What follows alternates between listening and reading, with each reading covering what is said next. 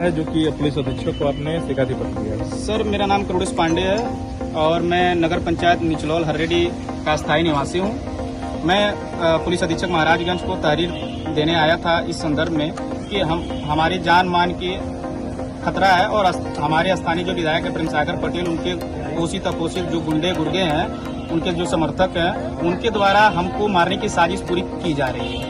मैं अखिल भारतीय विद्यार्थी परिषद का कार्यकर्ता पूर्व में रहा हूँ। वर्तमान में देश में महत्वपूर्ण अभियान चलाए जा रहे वन नेशन वन इलेक्शन के जिले के मैं सह संयोजक के दायित्व का निर्वहन कर रहा हूँ। मैं इसलिए आया था कप्तान साहब के पास कि हमारी सुनवाई हो। आगे अगर भविष्य में ऐसा कृत्य उनके समर्थक, उनके गुर्गों द्वारा किया जाता है तो जो आपराधिक श्रेणी की जो भी आपराधिक श्रेणी में आता है वैसे कानून के कई धाराओं से उनके मुकदमे लिखकर नामजद मैं प्रेमसागर पटेल को कहूंगा कि प्रेमसागर पटेल ही अगर हमारी हत्या भविष्य में होती है, हमको मारा जाता है, पीटा जाता है, तो इसके मात्र जिम्मेदार एक ही व्यक्ति होंगे, वह है प्रेमसागर पटेल। क्यों लग रहा था में कोई क्यों आपको मारेगा? क्या सर, आशंका है मुझे। मैं पार्टी का निष्ठावान कार्यकर्ता हूं। मैं 2012 से लेके अब तक मैं पार्टी के निष्ठावान कार्यकर्ता है तो प्रेमसागर पटेल भी तो भाजपा के ही विधायक हैं और सभापति हैं। जी बिल्कुल, भाजपा के विधायक हैं। कब से हैं सब लोग जानते हैं, जिले में सब लोग जानते हैं कैसा स्वभाव है, कैसा आचरण है। कहने की आवश्यकता नहीं है, न किसी अधिकारी को, न किसी जनप्रतिनिधि को, न किसी भाजपा के पदाधिकारी को कहने की आवश्यकता नहीं है। सब लोग उनके स्वभाव से वाकिफ हैं इस जिले में। और हम लोग निम्न परिवार से आते हैं और बहुत निम्न परिवार से उठ के हम लोग आगे संगठन में मजबूती से काम करके हम लोग आगे जाना चाहते हैं। तो हम जैसे कार्यकर्ताओं को मैं क्षमा चाहता हूं कि हम जैसे कार्यकर्ताओं को तोड़ने का और मनोबल डाउन करने का काम न करें। हम लोग पार्टी के निष्ठावान कार्यकर्ता हैं, हम लोग भविष्य हैं देश के। हम लोग आगे कैसे जाएंगे जब आप जैसे जनप्रतिनिधि हम लोग को दबाएंगे, मारेंगे, मुकदमा लदवाएंगे। थाने साहब बताइए, रात से फोन करवा रहे हैं मेरे पास। आखिर SHO हमसे मिलना क्यों चाहते हैं? जब मैं SHO को फोन कर रहा हूँ तो SHO को फोन रिसीव करना चाहिए। SHO से हमारी बात होती है। वहाँ अखिलेश वर्मा SHO है, उनके SI रत्नेश मौर्य है। प्रतिदिन कल रात मैं कार्यालय पे संघ कार्यालय पे मैं बैठा हुआ था रात में 10 बजे, तो हमारे पास उनके SI फोन करते हैं कि आप आ जाइए, SHO साहब आपसे मिलना चाहते हैं। SHO साहब को मैंने रात में फोन किया तो न SHO साहब फोन मेरा रिसीव किए, न व्हाट्सएप रिसीव किए, दोनों ने रिसीव किए।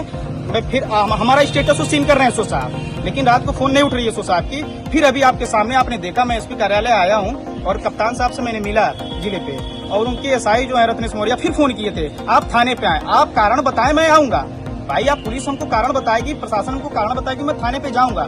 हमको कोई हिचक नहीं है शासन में। हमारी योगी सरकार जीरो टॉलरेंस की नीति पे काम करती है। मुझे पूर्ण विश्वास है पूज्य महाराज योगी आदित्यनाथ जी पे कि ऐसे भ्रष्ट जनप्रतिनिधियों के खिलाफ नकेल कसने का काम करें। ऐसे कार्यकर्ताओं को मनोबल टूटेगा तो फिर कार्यकर्ता पार्टी को छोड़ के कहीं और शरण लेंगे।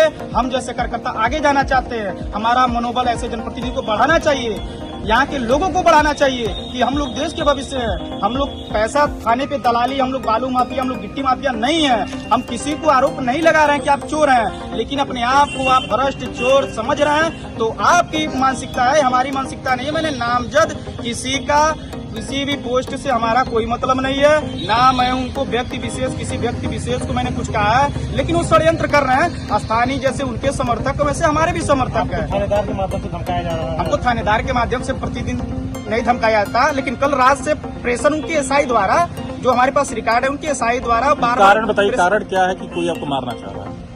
कारण ये लोकप्रियता है। लोकप्रियता की वजह से कि आगे न जा पाए। इतने कम उम्र में पार्टी हमको विधानसभा विस्तारक के रूप में लोकसभा में हमको आलापुर अम्बेडकर नगर जिले का दायित्व दिया था, बहुत अच्छे से निर्वहन किया था। मैं उस विधानसभा में रहा हूँ। और वर्तमान में मोदी जी का ये महत्वपूर्ण अभियान है, ड्रीम जैसे बोला, ड्रीम अभियान है उनका, वन नेशन वन इलेक्शन।